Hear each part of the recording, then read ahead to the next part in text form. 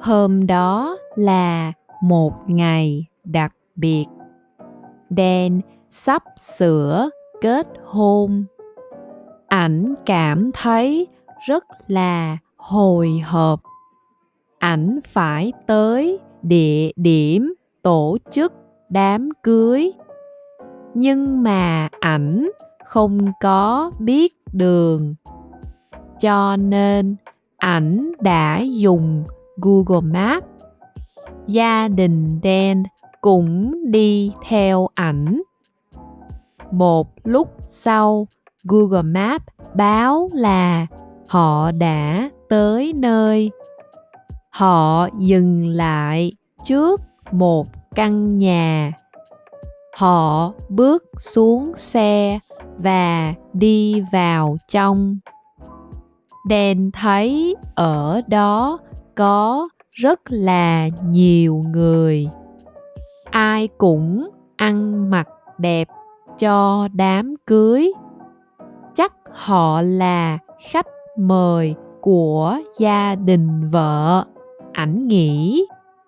Cho nên Dan và gia đình đã vui vẻ bắt tay với họ.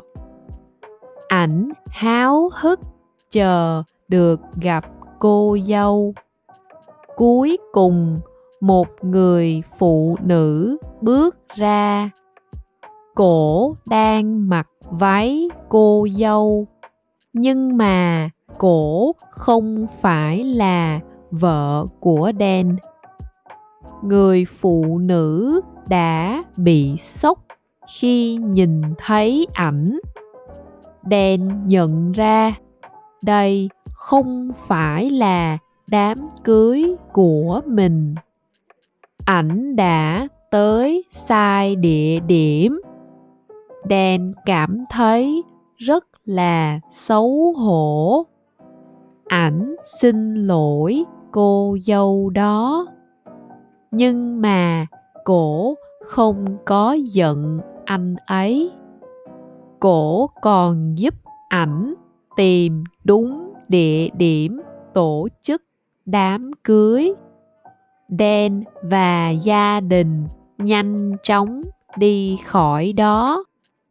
Suýt chút nữa, ảnh đã lấy nhầm vợ.